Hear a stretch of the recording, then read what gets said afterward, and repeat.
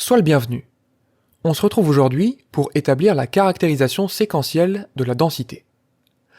La proposition qu'on va démontrer, c'est que si on prend A une partie de R, alors l'ensemble A est dense dans R, si et seulement si, donc ça fait référence au mot caractérisation, tout réel est limite d'une suite, ce qui fait référence au mot séquentiel, d'éléments de A. Et comme définition de la densité, on va dire que A est dense dans R, si, pour deux éléments A et B de R2, A est strictement plus petit que B, ça implique que l'intersection entre A et l'intervalle AB est non vide. Autrement dit qu'on peut intercaler un élément de l'ensemble grand A entre A et B. Faisons donc la démonstration. On va essayer de raisonner par double implication. Dans un premier temps, on va supposer que A est dense dans R. Et donc il faut qu'on démontre que tout réel est la limite d'une suite d'éléments de A. Donc on va choisir X dans R. Comment donc produire une suite d'éléments de A? Eh bien, on peut tout simplement utiliser un procédé itératif très simple. On va dire que par exemple, dans l'intervalle x-1, x plus 1, il existe un élément de A. On utilise ici la densité de A dans R. Donc on peut choisir un élément qu'on va appeler U0. À nouveau, on peut prendre un intervalle un peu plus petit autour de x. Par exemple, x-1,5, x plus 1,5. Il va exister encore un élément de A à l'intérieur, toujours par la même propriété. Cet élément, je vais l'appeler U1.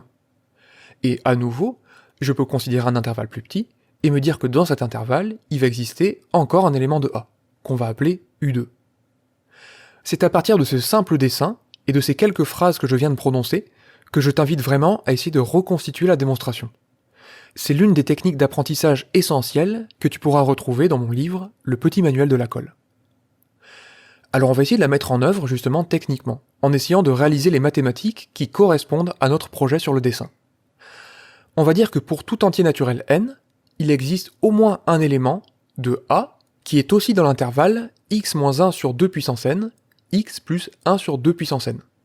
Donc ça correspond au dessin, pour n égale 0 on retrouve x-1, x plus 1, et après à chaque itération, on voulait diviser la taille de l'intervalle par 2. Donc on va choisir, vu qu'il existe un élément de A, on va choisir UN, l'un de ces éléments.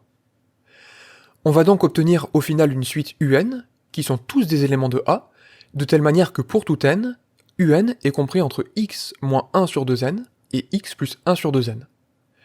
Donc finalement, par théorème d'encadrement, en passant la limite lorsque n tend vers plus l'infini, on obtient que la suite UN d'éléments de A converge vers x. Et ça permet de conclure immédiatement.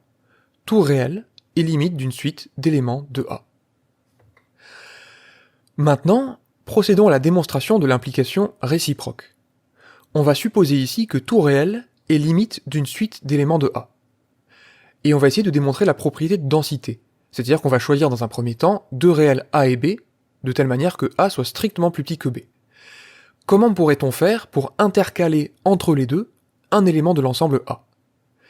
Pour ça, à nouveau, je t'invite à procéder avec un dessin. On va se dire que nous, ce qu'on sait, c'est que tout réel est la limite d'une suite d'éléments de A. Donc par définition de la limite, je peux me rapprocher autant que je veux du milieu entre A et B, c'est-à-dire de x est égal à A plus B sur 2. Autrement dit, ce que je prétends, c'est qu'en revenant à la définition de la limite, on va pouvoir choisir epsilon de telle manière que dans cet intervalle-là, il existe une infinité d'éléments de A, par définition même de la convergence. Autrement dit, on est vraiment dans le luxe. Alors la seule question qui reste vraiment déterminée, c'est que vaut epsilon? Comment choisir epsilon? Eh bien on peut se dire, vu que le segment AB est de longueur B-A, la longueur moitié, ça vaut B-A sur 2. Donc on peut se permettre en fait de choisir epsilon qui est inférieur à B-A sur 2. Alors en fait ce que je te propose de faire, c'est de jouer avec le feu et de choisir epsilon est égal à B-A sur 2. Autrement dit, la plus grande valeur de epsilon que je pouvais me permettre de prendre afin que le dessin me permette de conclure. Normalement, ça devrait quand même fonctionner. Donc on va considérer x est égal à A plus B sur 2, le point milieu, et on va considérer epsilon qui vaut B-A sur 2, donc la moitié de la longueur du segment AB. On va dire, comme prévu, qu'il existe une suite d'éléments de A qui convergent vers x, et que par définition de la convergence d'une suite, il existe un rang à partir duquel tous les termes de la suite sont dans l'intervalle x moins epsilon, x plus epsilon. Sauf qu'en fait, de la manière dont on a choisi epsilon, finalement cet intervalle-là, c'est l'intervalle AB. Il suffit de calculer x moins epsilon et x plus epsilon avec les valeurs qu'on leur a données.